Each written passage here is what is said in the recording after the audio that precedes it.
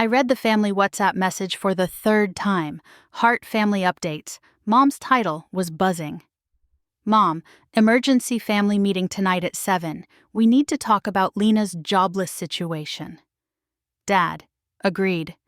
Miles, finally. Paige, we're concerned. I sat in my corner office on the 47th floor of Argent Tower, a quarterly report open. For 3 years, they'd pictured me drifting, broke, and directionless. I'd let them. What they didn't know was simple.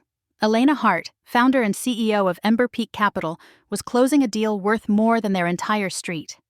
My thumbs hovered over the chat, ready to type another soft excuse, when my office phone rang.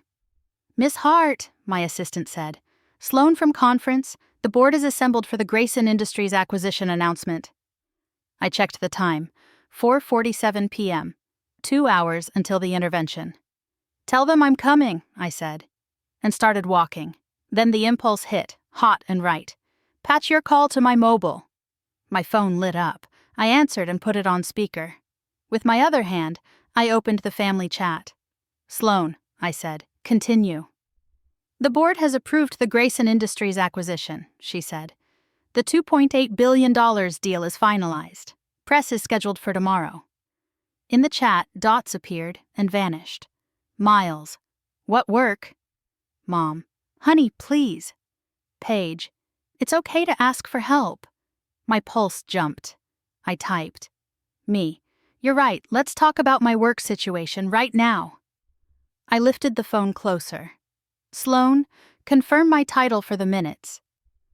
"As recorded," she replied. "Elena Hart, founder and chief executive officer of Ember Peak Capital. Assets under management, $4.7 billion. Nothing. No dots, no words. Then my phone began to ring, Mom's name flashing on the screen. I answered. "Hi, Mom." Her voice came tight. "Elena, what was that? Did someone just say you're a CEO?" Behind her, I caught Dad's low, urgent question, and Miles's hissed, "No way." "It wasn't a prank," I said, eyes on the boardroom doors ahead. Sloan was reading the minutes. "Put me on speaker," Mom said. "Your father's here." I did. "Hi, Dad. Hi, Miles." Dad's tone was stern, rattled. "Explain. Are you employed or are you running some fantasy?" "I'm employed," I said. "By a company I built." Miles barked a laugh. "Then why the tiny apartment? Why that dented Civic?" "Because I chose to," I said. "I kept my life small and fed everything into Ember Peak." Mom's voice wavered. "We've been worried sick." "And you tried to fix me," I said, softer now, without asking what I was actually doing. A beat. Then Miles, suddenly small. "I asked my boss about openings, entry level. I thought you needed a lifeline." The confession hit harder than any lecture. "Miles, what's your company's revenue?" "Like 12 million on a good year." "Last quarter," I said. "We earned 15 million in management fees." Silence stretched until Dad cleared his throat, careful this time. "So you're fine." "I've been fine," I said. "I've been building." I rounded the corner. Sloan waited with a thick folder. "Miss Hart," she murmured, "they're ready." I typed into Hart family updates. "I have to go. Dinner this weekend, no intervention, just honesty. Sloan will send a simple overview." Then I slipped the phone away and walked into the boardroom. 12 board members looked up, and my pulse finally obeyed me. I took my seat at the head of the mahogany table and nodded once. "Good afternoon," I said. "Sorry for the delay. Grayson Industries is ours." The room shifted, pens down, eyes sharpened. Numbers slid across screens. Questions came like small knives. I answered each one because this was the language I'd taught myself when no one was watching. When the vote passed, there was brief applause, nothing messy, nothing familial.